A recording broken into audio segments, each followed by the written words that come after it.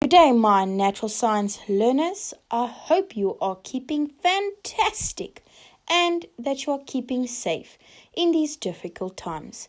Now, I hope you are ready today to learn something new. So let's get ready for today's lesson. I hope you enjoy. Grade 6's. Today's lesson will be on circuit diagrams. Now, before we get started, let's look at the instructions. I would please like to ask you to make sure you write your date and your heading in your workbook immediately. And of course, make sure you write neatly and clearly. And yes, please use color because, hello, it's the best way to learn and have some fun. Now make sure that you read all the information in this PowerPoint presentation, but also make sure that you open your ears and pay attention. Now, I would like to ask you to take some notes throughout this lesson and make sure that you have all the important information you need in order to complete the activities required in this lesson. Most importantly, remember, if you do not complete the activities during this lesson, it will be homework. I hope that you know what your instructions are, and most importantly, remember to rule off your work when you are done. I hope that you enjoyed today's lesson. Let's go learn some more about how to make a circuit diagram.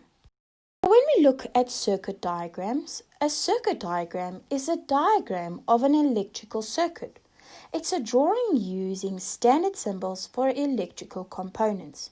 Now, yes, you did touch a bit on this in grade 5, and I'm sure you know some of the symbols or even maybe how to draw a circuit diagram.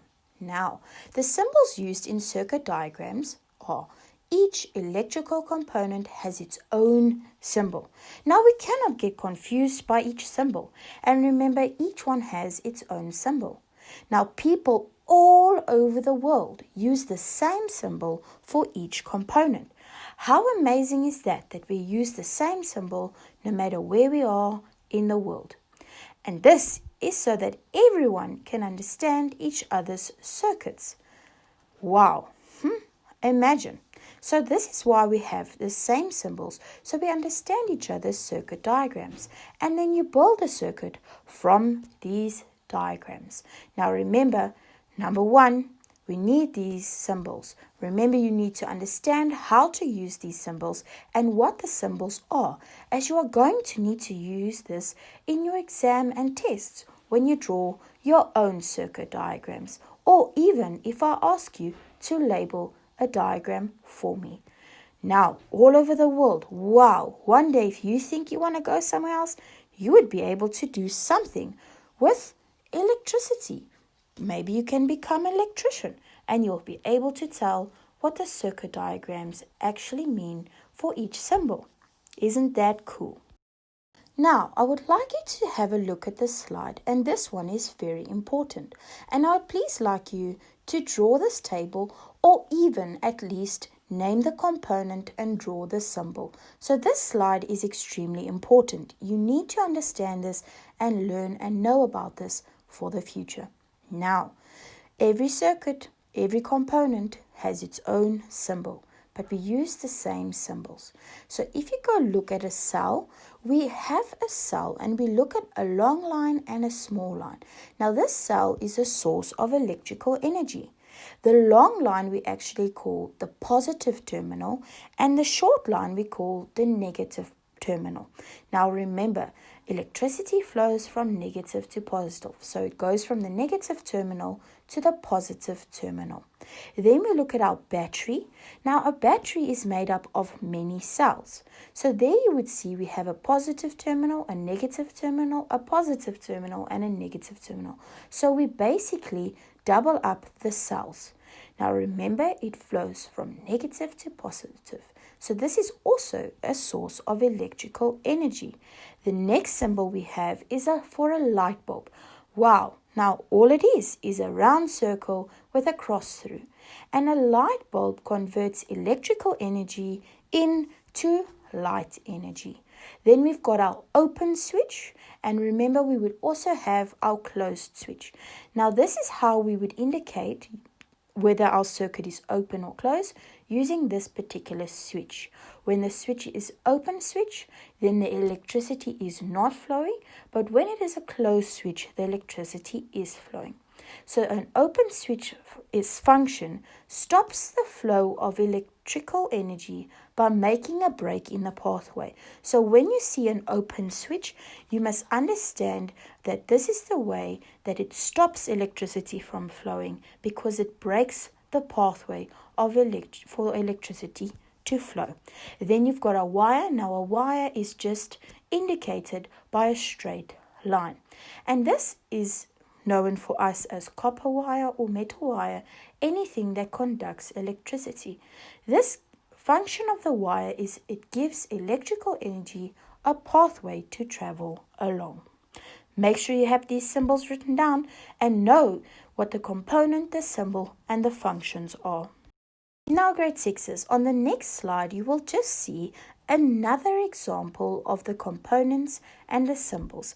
And this just shows you your battery, okay, a sketch of what a battery would look like. So if I give you a picture of a circuit and I want you to actually draw the complete circuit diagram, then you would have to transfer taking the sketch that I've given you and put the symbol in its place. Now remember, the long line is the positive terminal and the short line is a negative terminal. Then you've got your light bulb.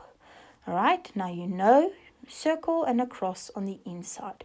Then you've got your electrical wire, just a straight line, and your switch. Remember, an open switch would be an open circuit. It does not allow electricity to flow. Or a closed switch is when we completely shut the system, and that allows electricity to flow through. Make sure you understand these symbols, but now remember, the only symbol you have to include in your book is the closed switch or the closed circuit switch. Make sure you have that written down, as you already have the others.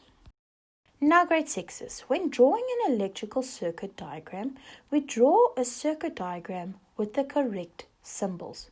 We do this so that everyone can understand the circuit. Now, here at the bottom of this slide or in this presentation, you will see a drawing of a circuit with 2 cells, a light bulb, and a switch. Now, there is just a drawing or a picture of a circuit. And then right below here is where a circuit diagram was drawn for that specific circuit. So we've got our cell, which is our 2 batteries. Remember, our positive, our negative, our positive, and our negative. Our copper wire connecting to our light bulb, and our copper wire connecting to our closed switch, as the switch is closed, not open. Now, most importantly, grade 6s, you need to understand there's certain things you need to do when you draw a circuit diagram. When we draw a circuit diagram, grade 6s, we need to draw a circuit diagram starting with the symbol for the cell or the battery at the top. Then the second thing you need to do is use straight lines to represent the wires that connect the different components. This is always drawn in a rectangular shape. Now when you draw the symbol for the next component on the side, and then you continue until all the components have been drawn. Now most importantly, remember, you need to use a pencil and a ruler when drawing circuit diagrams. And if it's asking you to label a circuit diagram, then you need to make sure you use a ruler and a pen to label it. What I would like you to do now for me is I would like you to stop, and I would like you to draw a circuit, one circuit with a cell, 2 light bulbs, and a closed switch. Now, I'll give you a moment to finish that, so make sure you pause this lesson and draw those pictures. Now, grade 6s, stop, wait, and pay attention. Please make sure that you have taken some notes throughout this lesson, and if you have these notes in your academic pack, or maybe you have the ability to print out this PowerPoint presentation, please make sure you have this in your natural science workbook in order to have them close to you when you need to study. Now, most importantly, stop and listen. I need you to please complete activity 4 on page 121, as well as activity 5 on page 122, but only number 1 and number 3. I need you to do this in your workbook. Now, if you do not have your natural science and technology textbook, I have got a scanned version uploaded to Google Classroom, or if you wait till the end of this video, you will see both activities are on this video as well. I hope that you had a wonderful lesson. Make sure you paid attention and you know what you need to do. Now, please, for activity 5, you should not build the circuits. All I want you to do is answer the remaining questions. Have a wonderful day further, grade 6s. Make sure you get done, otherwise it will be homework.